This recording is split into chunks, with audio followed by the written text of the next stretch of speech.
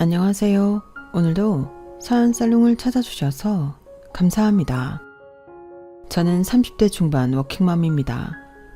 아직 그렇게 많은 나이라고 할 수는 없지만 요즘 따라 느끼는 게 있어 이렇게 사연을 적게 되었습니다.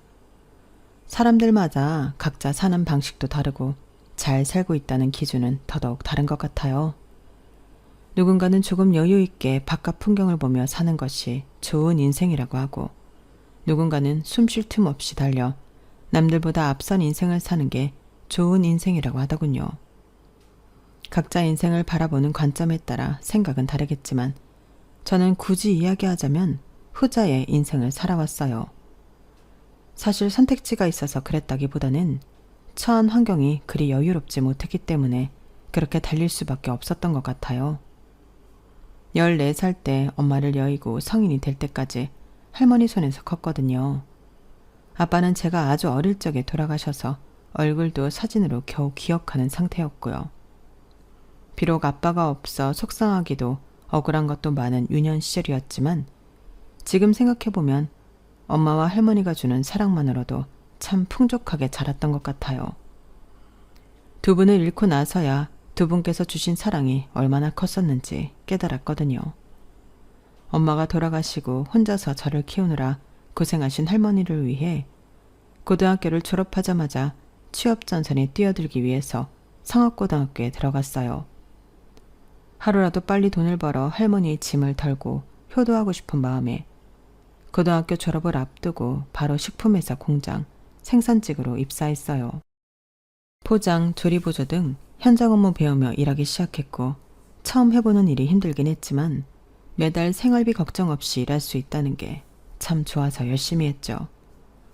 아유, 내가 손주가 사주는 밥을 다 먹어보네. 생산직이다 보니 기숙사에서 지내는 날이 더 많아서 휴일마다 집에 와 할머니께 맛있는 것도 사드리고 따뜻한 옷, 예쁜 신도 사드리며 행복하게 하루하루를 보내고 있던 어느 날이었어요. 휴일에 집에 오는 날이면 늘 마중 나와 계시던 할머니가 웬일로 안 나와 계시더라고요. 집에 들어가 보니 썰렁하고 조용해서 뭔가 불안한 마음이 들었어요. 사람 촉이라는 게 있잖아요. 안방문을 열어보니 조용히 눈을 감고 누워 계신 할머니께서 숨을 쉬지 않고 계셨어요. 할머니, 저 왔어요. 오늘도 할머니 드리려고 맛있는 거 많이 사왔는데 눈 좀 떠보세요. 그날 할머니를 붙잡고 얼마나 울었는지 모르겠어요. 유일한 가족이었던 할머니의 장례식의 조문객은 공장에서 친하게 지냈던 동료 몇 명과 고등학생 때 친구 몇 명이 전부였어요. 그때 처음으로 느꼈어요. 이대로는 안 되겠다는 걸요. 공장에서는 이미 일을 잘하는 걸로 알려져 있었지만 거기서 만족하면 안 되겠다는 생각이 들더군요.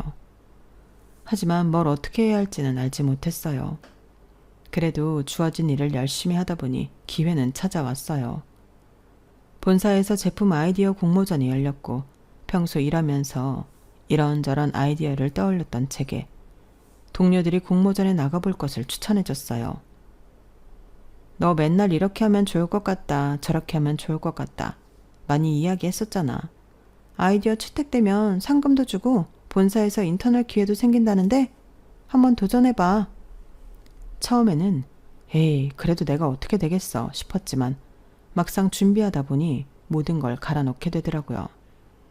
정말 후회가 없을 정도로 열심히 준비했는데 그 결과가 정말 그대로 돌아올 줄은 상상도 못했어요. 세진아, 봤어? 대상에 네 이름이 있어. 뭐라고? 상금도 상금이었지만 대상에는 본사에서 상품기획팀으로 3개월간 인턴을 해볼 수 있는 기회가 주어졌어요.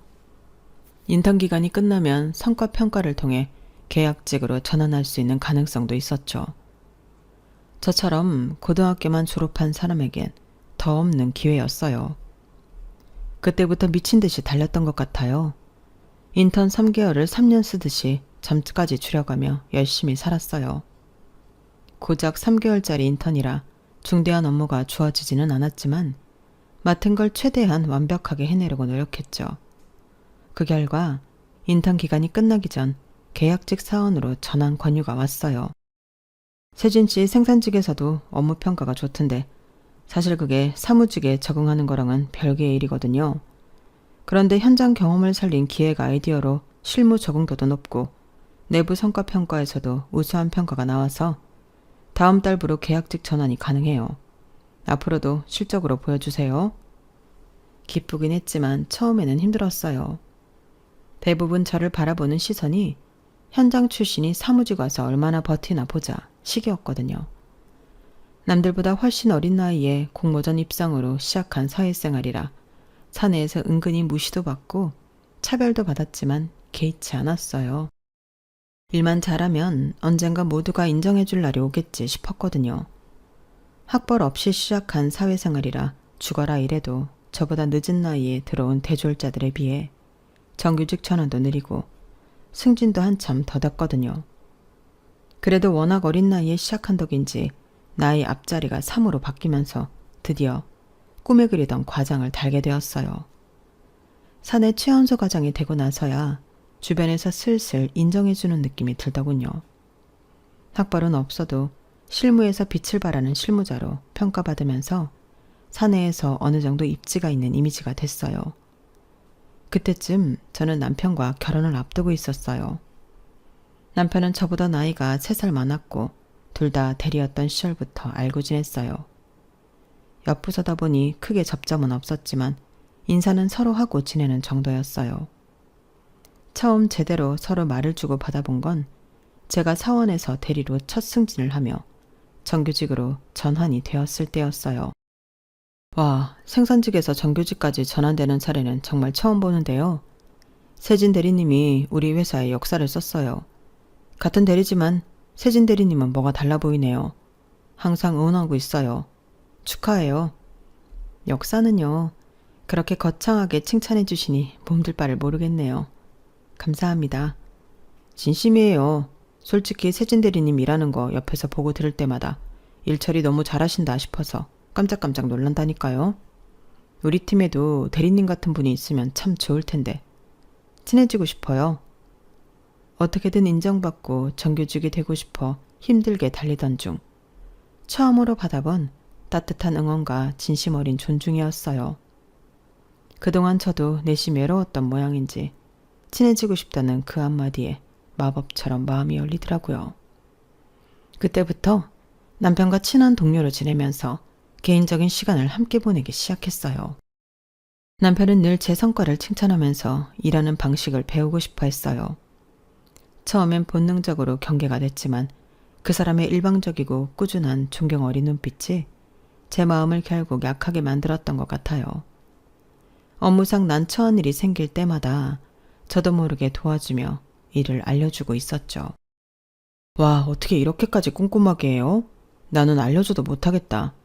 나 진짜 대리님이 우리 회사에서 제일 존경스럽다니까요. 진짜 크게 될 사람이야. 어떻게든 일을 배우려던 그 사람의 태도가 부담스러우면서도 좋았는데 오히려 일을 알려줄수록 못하겠다며 뒷걸음질 치면서 저만 추켜 세우더군요. 그때는 가족을 다 잃고 혼자 살던 때기도 했고 가깝게 지내던 사람도 남편뿐이라 껍데기뿐인 칭찬이어도 인정받고 존중받는 그 느낌이 참 좋았던 것 같아요. 결과적으로 제가 아이디어를 도왔던 프로젝트가 성공을 거두면서 그 사람은 승진하게 됐어요.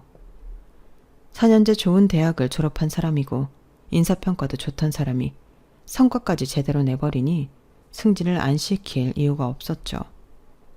그때 저는 그 프로젝트를 도우며 남편과 정이 들어 연애를 시작할 때라 다 좋게 생각했어요. 자기야, 나 과장 됐어. 다 당신 덕분이야. 당신 아니었으면 이 프로젝트는 해내지도 못했을 텐데 너무 고맙고 사랑해. 잘됐다. 나도 사랑해. 너무 축하해.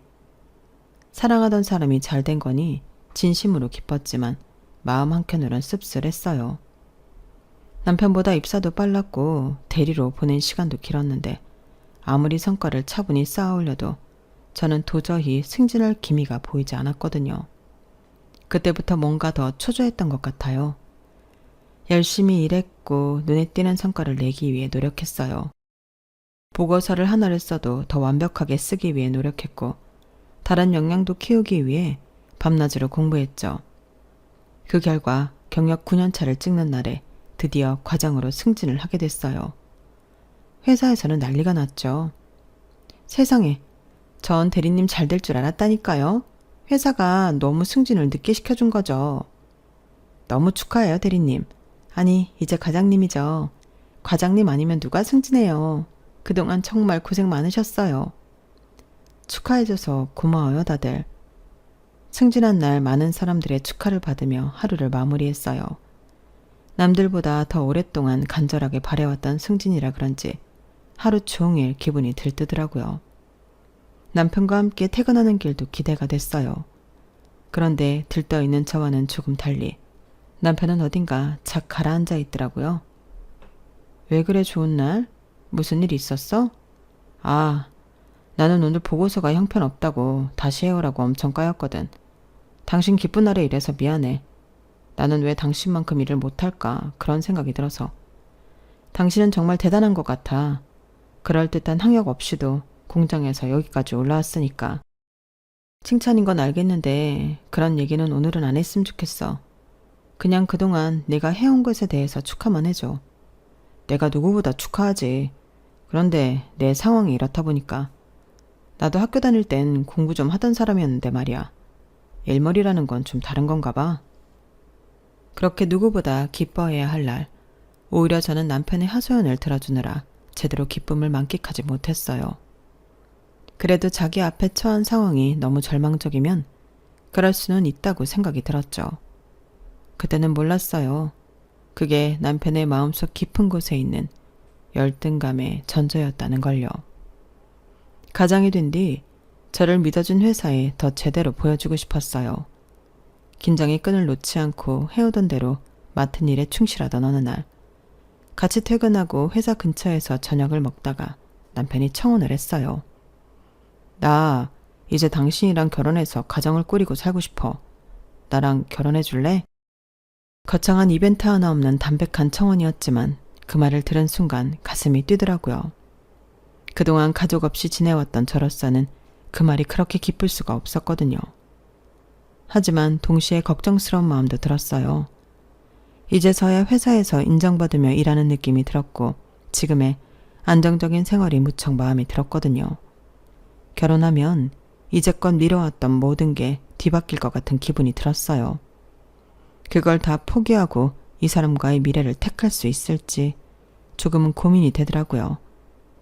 하지만 그렇다고 사랑하는 사람과 가정을 이루고 사는 걸 도저히 제 손으로 포기할 수는 없었죠.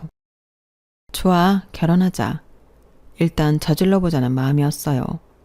그동안 악으로 깡으로 안 되던 것들도 되게 만들어 온 저였으니 육아와 일을 병행하는 게 쉬운 일은 아니라곤 하지만 어떻게든 해보자는 생각이 들었어요. 그런데 결혼을 준비하면서 제가 미처 예상하지 못한 일이 있었어요. 자기야, 그래서 말인데 사실은 나 사장님 아들이야. 뭐라고? 그걸 왜 지금 말해? 당신이 혹시나 부담스러워 할까봐. 우리 부모님은 내가 당신이랑 사귀는 거 알고 계셔. 어린 나이에 부모님이 다 돌아가시고 할머니까지 돌아가신 뒤에 천의 고아처럼 외롭게 자랐어요. 엄마와 할머니께서 남기신 유산이 조금은 있었지만 남들에 비하면 택도 없을 정도였어요. 그나마 그동안 안 쓰고 안 입고 돈을 모은 걸로 결혼 준비를 하려던 참이었어요. 그런데 여태껏 평범한 집안인 줄로만 알았던 남편의 집안이 사실은 이 회사의 사장님 댁이었다니 정말 거짓말 같고 정신이 아찔하더군요. 만약 드라마였다면 정말 흥미로운 전개였지만 현실은 전혀 그렇지 않았어요. 아시는데 반대 안 하셨어? 이렇게 차이나는 집에서 저를 만난다는 걸 선뜻 내켜 하실 리가 없다는 생각이 들었어요. 그런데 남편은 걱정 말라는 듯 고개를 젓더군요. 그랬으면 내가 결혼하자는 이야기도 안 하지.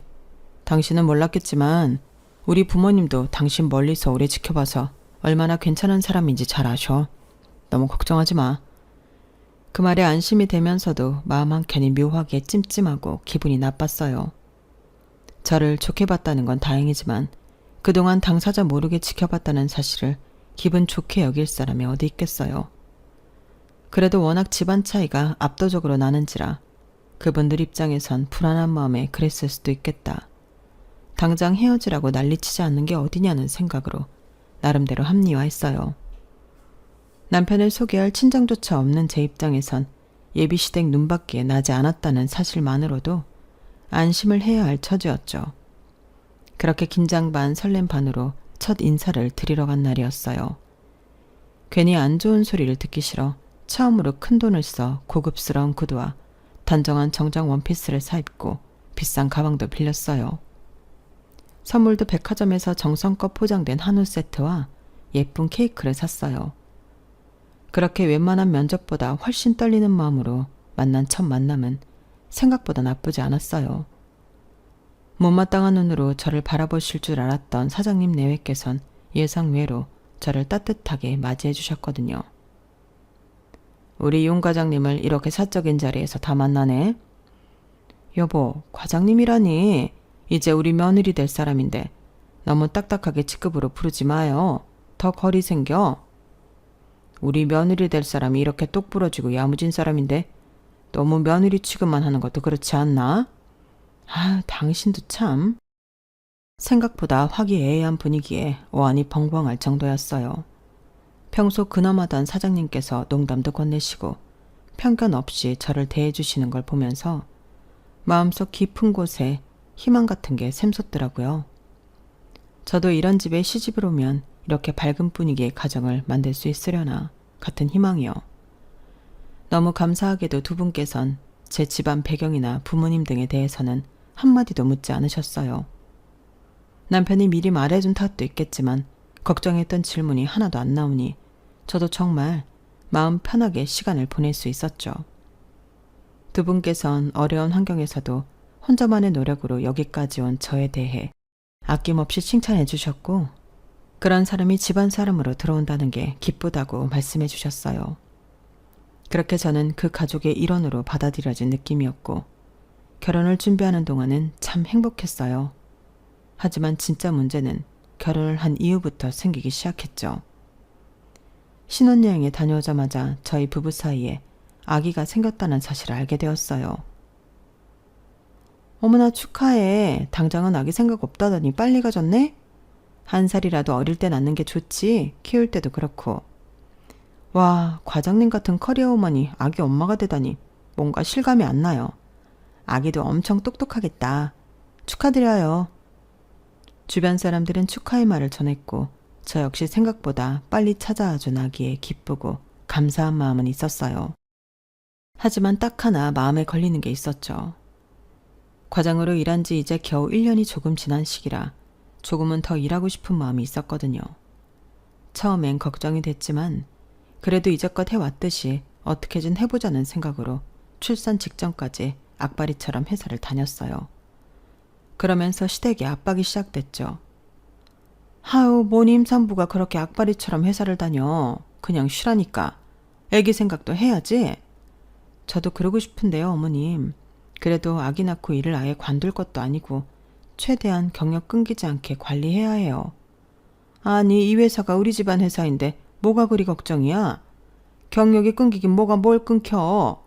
우리가 네 능력 모르는 것도 아닌데. 복귀 걱정은 하지 말고 이참에 그냥 푹 쉬어.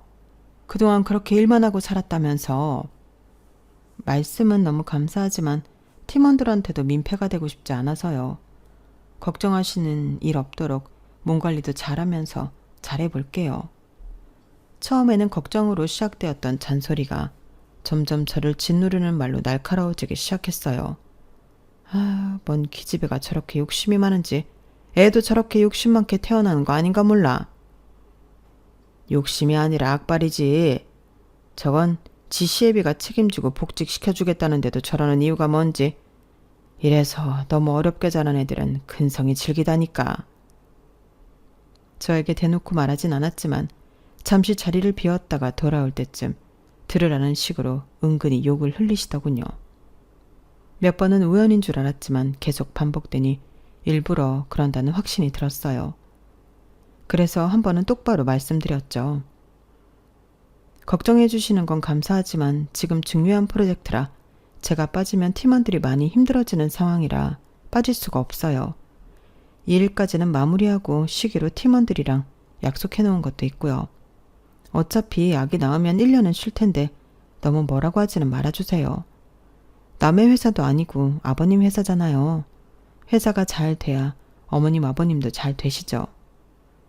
그래, 뭐 너 능력 있는 거야 익히 들어서 알고는 있는데 너 하나 빠진다고 뭐 그렇게 큰일이 나겠니? 마치 너 나가면 큰일 날 것처럼 그러는데 너만한 인재는 또 있어. 우리가 누구 좋으라고 이래? 어? 너랑 네 뱃속에 있는 네 아들 좋으라고 다 이러는 거 아니겠니? 아무리 시대가 변했어도 애 엄마는 애 엄마야. 뱃속에 애가 있는 이상 애기가 최우선이 되어야지. 여보, 당신 인력심 있는 거 너무 좋고 그런 모습에 또 반한 거기도 하지만 엄마 아빠가 저렇게까지 말씀하시는데 한번 생각해 보면 안 돼? 우리도 이왕이면 우리 아들 건강하게 태어나는 게 좋잖아. 당신 지금 야근의 일에 치여서 받는 스트레스가 애한테 안 좋은 영향 미치면 어떡해? 당신까지 왜 그래? 난 일로는 스트레스 안 받아. 지금 일하는 식구들 때문에 스트레스 받는 거지. 가만히 나 응원해주면 애한테 안 좋은 영향 미칠 일 없어. 어머 쟤 말하는 것 좀 봐. 얘, 너 아무리 그래도 무슨 말을 그렇게 하니? 네가 식구들 없이 자라서 이 정도 잔소리에 면역력이 없는가 본데 원래 식구들끼리는 서로 걱정하고 안타까워하고 하면서 잔소리도 좀 하고 듣고 하는 거야. 다 너 생각하는 말인데 고모하기는커녕 뭐? 스트레스? 여보, 그만해. 그래 며느라, 우린 분명히 네가 일 그만두고 아이한테 전념하면 네 복직은 걱정도 말라고 했는데 시부모 말 안 듣고 기어이 끝까지 일한 건 너다. 알겠니? 나중에 딴소리 하면서 우리 원망하면 안 된다. 네, 아버님. 걱정하시는 마음 너무 이해하지만 최대한 제 경력은 지키고 싶어요. 이해해 주시면 감사하겠습니다. 시아버지가 회사 사장이라고 하면 다들 부러워하겠지만 현실은 전혀 그렇지 않더군요. 안 그래도 불편한 시댁이 더 가시방석이 되는 기분이었어요. 제 회사 생활이 시댁에도 어느 정도 걸려있다고 생각하면 사회생활을 시댁에서까지 해야 하더라고요. 분해도 저에겐 너무나 힘들게 쌓아올린 직책이었기 때문에 맡은 바 최선을 다하고 싶다는 생각뿐이었어요. 그렇게 저는 퇴근하는 길에 갑자기 시작된 복통으로 예정일보다 2주 빠른 시기에 아이를 조산하게 됐어요. 아이를 낳을 때는 고통에 정신이 너무 없어서 아무 말도 안 들리고 아무 생각도 안 들었는데 조금 정신이 들고 예쁜 아들을 품에 안아보니 그제서야 실감이 나더라고요. 드디어 제가 아이 엄마가 되었다는 사실이요. 그 조그만 손이 제 손가락을 감아오는데 얼마나 벅차든지. 한 번도 살면서 성취감 외에 다른 벅찬 기쁨을 느껴보지 못했던 저에게는 난생 처음 느껴보는 감정이었어요. 조리원에서 아이를 낳고 나서 찾아오는 생각보다 많은 몸의 변화들을 견디고 적응하면서도 아이를 만나는 시간만큼은 정말 행복했죠. 하지만 제 기쁨이 그렇게 짧게 끝나버릴 줄은 몰랐어요. 아이를 데리고 조리원 퇴소를 하면서 새로운 가정에 대한 꿈에 부풀어 있는데 떡하니 집에 와 계신 시부모님 때문에 심장이 차가워지는 기분이었거든요. 왔니? 당분간 같이 지내려고 왔다. 네? 같이 지내신다고요? 그럼 그 조그만 애를 혼자 볼 생각했니? 친정도 없으면서 혼자서 뭐 어떻게 하려고? 아이 아빠가 육아휴직 쓰고 2달은 같이 봐준다고 했어요. 괜찮아요. 아 여보, 그게 말인데 아빠가 육아휴직은 쓰지 말라고 하셔서. 뭐? 사내 자식의 육아휴직은 무슨 육아휴직이야? 안 그래도 이 녀석 내 아들인 거 아는 인간들은 회사에서 쓰군쓰군 대는데 육아휴직까지 쓰게 하면 네 남편 낙하산이라는 소문에 불 지필 일 있어? 쭉쭉 승진해서 사장 자리까지 자연스럽게 가려면 애 키울 시간이 어딨어? 육아는 내가 도울 테니 당분간은 남편 찾지 마라. 어이없고 황당한 소식에 말문이 막히더라고요. 그렇게 얼떨떨하게 시어머니와 당분간 같이 지내게 됐어요. 본격적으로 육아를 시작해보니 생각보다 혼자서 할 수 있는 일이 많지 않더라고요. 잠시도 아이를 떨어뜨려 놓을 수 없는 상황에서 틈틈이 다른 일도 해야 하니 여간 곤란한 게 아니었어요. 육아를 돕겠다던 어머님이 해주시는 거라곤 고작 잠깐 화장실 다녀올 때 아이 봐주기, 아이 재울 때 배달음식 시켜주기 정도가 전부였지만 그거라도 도와주는 사람이 없으면 너무 힘들어질 것 같았어요. 하지만 도와주시면서도 잔소리가 너무 심해 차라리 없었으면 싶을 때도 있었죠. 아우, 이건 또 내가 치워야겠어. 애 좀 내려놓는다고 안 죽는다, 안 죽어. 애 핑계로 시애미 가정부 시킬 생각 말고 좀 일어나서 치워라. 어? 어머니 잠시만요. 애가 너무 칭얼거려서 진정시키고 치울 테니까 그냥 두세요. 됐다. 그럼 어느 세월에다 치우니? 내가 없었으면 어쩔 뻔했어. 내가 치워준다, 치워줘. 얘, 화장실에 왜 이렇게 오래 있어? 늙은 시애미 손목 부러뜨리려고 그러냐? 팔 아파 죽겠다. 네, 어머님, 속이 안 좋아서 곧 나갈게요. 너 빨래를 왜 이렇게 쌓아놔? 애 것만 빨고 남편은 전혀 챙기지를 않네. 이래도 돼? 애기 재우고 할게요, 어머님. 너무 큰 소리 내시면 애기 재우기 힘들어요. 뭐? 지금 나보고 조용히 하라는 거야? 너 우리 아들 밥도 맨날 배달음식 시키고 그러는 거 아니야. 오늘부터 너 밥하는 동안 내가 애 재울 테니까 장도 보고 저녁밥은 직접 지어라. 육아 도와준답시고 오셔서는 시집살이를 시켜버리니 정말 미치겠더라고요. 어머님은 그런 식으로 100일 동안 옆에서 내내 시댁살이를 시키셨어요. 아이가 통잠을 자게 될 때쯤, 아이가 통잠을 잔다는 사실보다 이제 어머님을 떼어낼 핑계가 생겼다는 사실에 더 기뻤을 정도였으니까요. 어머님, 이제 아이가 통잠을 자서 어머님 도움은 괜찮을 것 같아요. 그동안 정말 감사했어요. 그렇게 겨우 어머님을 떼내고 아이를 혼자 키우면서 힘든 일도 많았지만 곁에 어머님이 없다는 것만으로도 숨 쉴 구멍이 생긴 기분이더라고요. 아이 둘이 지나고 슬슬 육아휴직을 끝내고 복직을 해야겠다는 생각이 들어 남편에게 이야기했어요. 여보, 이제부터 시터 좀 알아봐야 할 것 같아.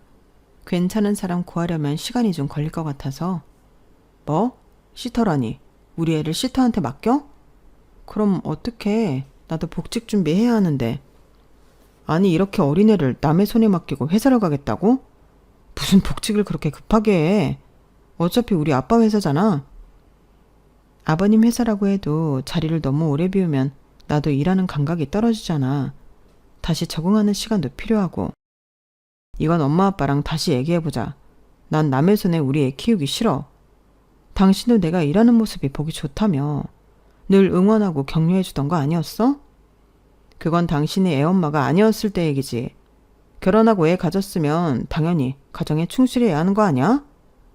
그때 머리를 얻어맞은 것 같은 충격이 들었어요. 남편은 곧바로 쪼르르 달려가 시부모에게 제 이야기를 전했더군요. 분노한 시부모님이 그날 저녁 바로 집으로 찾아오셨어요. 너 대체 무슨 소리냐? 복직은 무슨 복직? 애 돌진한 지 얼마나 됐다고? 너 일 안 하면 누가 쫓아오기라도 한다니? 시아버지가 편히 봐주겠다는데 왜 이래? 육아휴직을 적어도 2년을 써야지. 누가 1년 만에 복직을 해? 그러다 잘리는 여직원들을 워낙 여러 봐서요. 편히 봐주시는 건 감사하지만 괜히 제가 불안해서 그래요. 웃기는 소리 하지 마라. 이 악바리 같은 게 어딜 귀한 남의 집 손주 놔두고 일타령이야?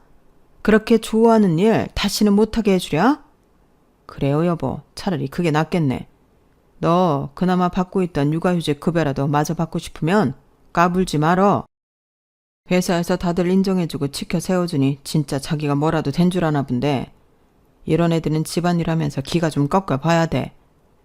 너 아주 애까지 낳고도 정신머리가 딴 데가 있는 거 보니까 아예 딴 생각 못하게 해줘야겠구나.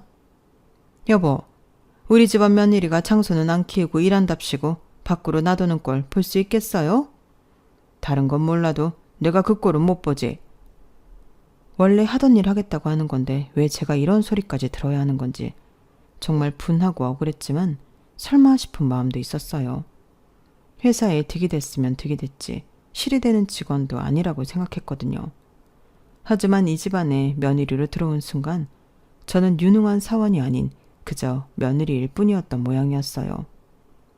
복직 신청을 했지만 거부당했고 그대로 공고사직을 당했어요. 우리도 과장님이랑 다시 일할 날만을 기다렸는데 아무래도 위에서 힘을 쓰신 모양이에요. 나도 이야기 많이 해봤는데 도저히 안 먹히더라고. 못 도와줘서 미안해요. 정말 어이없고 기가 막혔지만 그래, 내가 여기밖에 못 다니겠나 싶어 같은 업계의 다른 회사에도 이력서를 넣었지만 번번이 떨어졌어요. 아니 과장님, 그 정도 스펙인데 떨어진다고요? 이것도 사장님께서 손 쓰신 거 아니에요? 같은 업계니까 지인이 많을 거 아니에요. 듣고 보니 그런 것 같았어요. 최종 면접 때 저를 좋게 봤다며 긍정적인 반응을 보였던 회사도 막상 결과를 보면 불합격이었어요. 그쯤 되니 너무 서러웠지만 이 업계만 방법은 아니라는 생각이 들었어요. 비록 그동안 쌓아온 커리어가 아쉬웠지만 이걸 활용해서 다른 길을 간다면 더 이상 시댁에서 절 방해할 수 없을 거라 믿었거든요. 그때부터 제 인생은 거의 전쟁이었어요. 낮에는 육아를 하고 밤에 아이가 잠들면 그때부터 육퇴는커녕 아닌 공부 시작이었어요. 처음에는 육아만으로도 너무 힘들어서 30분, 1시간 공부하던 걸 조금씩 2-3시간으로 늘려가며 공부를 했죠. 그렇게 1년을 조금 넘게 시간을 쪼개가며 새 출발에 필요한 자격증을 따고 국비지원 과정도 수료하면서 이직 준비를 마쳤어요. 그렇게 이직 준비를 마친 뒤 본격적으로 이력서를 넣고 나서 몇 달간은 마음고생이 심했어요. 제 나름대로 아무리 준비를 마쳤다지만 경력 공백도 있고 관련 경력이 아니니 된다는 보장이 없었죠. 그래도 뽑아준다면 잘 해낼 자신은 있었어요. 언제나 처음 시작하는 마음으로 늘 도전해왔던 일들 뿐이었으니까요. 이런 제 포부를 알아줬는지 뽑힐 거라고는 생각도 못했던 대기업에서 연락이 왔어요. 공장 출신에서 과장까지 달았다니 저희도 실무 능력이 뛰어난 사람이 필요하거든요. 다행히 과거의 경험이 좋게 비춰진 모양인지 모 대기업 그룹 계열사인 산업전략에서 합격 연락을 받았어요. 제가 준비하던 일이 감사일이라 현역사 감사 및 리스크 평가 부서로 배정을 받았죠. 열심히 준비는 했지만 모든 게 처음인 부서라 떨리는 마음으로 출근했어요. 그런데 사람 일은 한치 앞을 모른다는 게 바로 이럴 때 쓰는구나 알게 됐어요. 긴장되는 첫 출근 날 부서 사람들과 간단히 인사를 나누고 점심시간이 되었을 쯤이었어요. 갑자기 회장님께서 저를 보러 내려오셨다고 하더라고요. 작은 회사도 아니고 이런 기업에서 이제 막 입사한 말단 사원을 직접 보러 오신다는 게 절대 흔한 일이 아니라 너무 당황스러웠어요. 팀원들도 수군댔고요. 윤세진 과장 반가워요. 처음 뵙겠습니다, 회장님. 회장님은 제게 업무에 필요한 간단한 질문을 몇 개 던지시더니 뭔가 더 할 말씀이 있으신 듯 머뭇거리셨어요. 그러더니 품속에서 사진 하나를 꺼내서 제게 내미시더군요. 혹시 이 여자를 알아보시겠습니까? 아주 오래된 사진 속엔 직원 몇 명이 한 사무실에 모여 단란하게 찍은 모습이 있었어요. 그 안에 젊은 회장님과 옆에 있는 여성분이 눈에 띄더군요. 너무 어리고 애떼어 보여 순간 못 알아볼 뻔했지만 틀림없는 엄마였어요. 엄마? 저희 엄마예요, 회장님. 저희 엄마랑 아는 사이세요? 역시 내가 그럴 줄 알았다니까. 어렸을 때 몇 번 만났었는데 기억은 안 나는군요. 하긴 너무 옛날이고 나는 변했으니까. 어릴 때 얼굴 그대로라 알아봤습니다. 그때부터 회장님이 해주시는 이야기에 정말 눈이 휘둥그레질 수밖에 없었어요. 창업 10년 차쯤 IMF 여파와 납품처 대량 해지로 자금 유동성 위기가 왔고 내부 비리와 매출 허위 보고로 인해 세무조사 위기가 찾아왔다고 했어요. 회장님은 당시 대표이사 직급이었고 외부 감사기관과 세무조사 직전에 내부 정리가 시급한 상황이었다고 하셨죠. 그때 발벗고 나선 게 윤 과장 엄마인 정혜림 씨였어요. 전산 매출 조작건을 내부에서 먼저 적발했는데 직원들이 다들 숨기려고 할 때 상부의 허위 기자를 밝히고 스스로 경고장을 받았죠. 그때 혜림 씨가 아니었다면 회사가 그 큰 위기를 넘기지 못했을 겁니다. 세무조사에서 벌금은 최소화되었고 거래도 유지되었거든요. 그 후부터 믿을 건 그 사람뿐이라는 생각에 비서실 소속으로 승진시켜 오래 데리고 있었는데 아이를 가지면서 결국은 퇴사를 하게 됐죠. 소식이 궁금해서 연락하면 회사에 가끔 딸을 데리고 오기도 했는데 언젠가부터 연락이 아예 끊겨버렸죠. 아이가 좀 크면 다시 곁에 두고 같이 일을 하고 싶었는데 말이죠. 회장님은 엄마 소식을 궁금해하셨고 제가 살아온 이야기를 듣고는 낙심하셨어요. 혜림 씨가 그만둔 후로 능력 있는 여사원들이 아이 때문에 일을 못하는 게 싫어 적어도 우리 회사만큼은 경력 단절 여성들도 적극적으로 채용하는 추세였는데 그렇게 뽑은 게 혜림 씨의 딸이었다니 이거 참 신기한 인연이네요. 혜림 씨에게 받은 것들을 이제라도 갚고 싶군요. 회장님께서는 회사 생활을 하면서 제게 원하는 게 있으면 언제든 말하라고 하셨어요. 저는 다른 도움은 필요 없었지만 문득 일을 하던 중 감사 대상 리스트에 올라와 있던 시댁 회사의 이름을 보게 되었어요. 그걸 이야기하니 회장님께서는 팀장님께 직접 지시를 내려주셨죠. 이 건은 윤 과장이 맡아주게. 감사는 철저하게 진행했어요. 현장 실사, 계약서 분석, 거래사 명세 추적까지 꼼꼼하게 감사한 결과 그 회사는 이미 여러모로 부실한 점이 있더군요. 유통기한 스티커를 재활용하거나 품질관리 일지를 허위로 조작하고 원재료 출고량을 허위 보고하는 등 대충 얼버무릴 수준이 아니었죠. 그중 일부는 제가 과거 그 회사에서 기획 일을 맡아 진행할 때도 느낌적으로 뭔가 이상하다고 여기던 것도 있었어요. 그땐 시댁 식구들 회사고 설마 하는 느낌에 모른 척 넘어갔던 것들이 다 꼬리에 꼬리를 물고 밟히더군요. 감사 보고서는 비서실을 통해 회장님께 직접 전달되었고 불과 3일 뒤 공식 발표가 났습니다. 땡땡 F&B와의 납품 계약을 전면 해지하겠습니다. 회사의 계약 해지 발표 후 금융권은 바로 대출 조건을 철회했고 식약처 민원조사와 세무조사도 동시에 들어갔습니다. 공장은 잠시 가동을 멈추고 직원의 30%가 권고사직 대상이 되었죠. 그 중심에 제가 있다는 사실을 시댁에서 알아채는 데까지 오래 걸리진 않았습니다. 네 짓이야? 어떻게 같은 식구끼리 이런 짓을 해? 한때 네가 몸담고 있던 회사야? 불쌍한 애를 머리 좋다는 이유로 걷어줬더니 이런 식으로 뒤통수를 쳐? 아니요. 걷어주기는커녕 고분고분하지 못하다는 이유로 짓밟으려고 하셨잖아요. 그동안 열심히 쌓아놓은 커리어 다 버리고 불안한 마음으로 부딪혀서 일어선 건 저 스스로의 힘이었어요.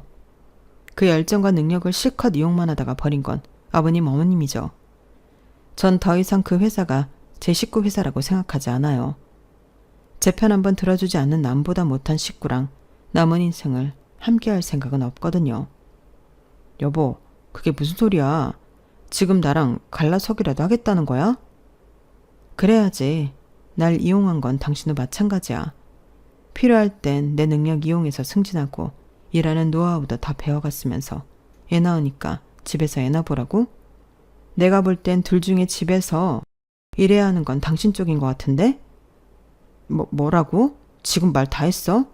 그러니까 더 쪽팔리고 싶지 않으면 이만 나 놔주는 게 좋을 거야.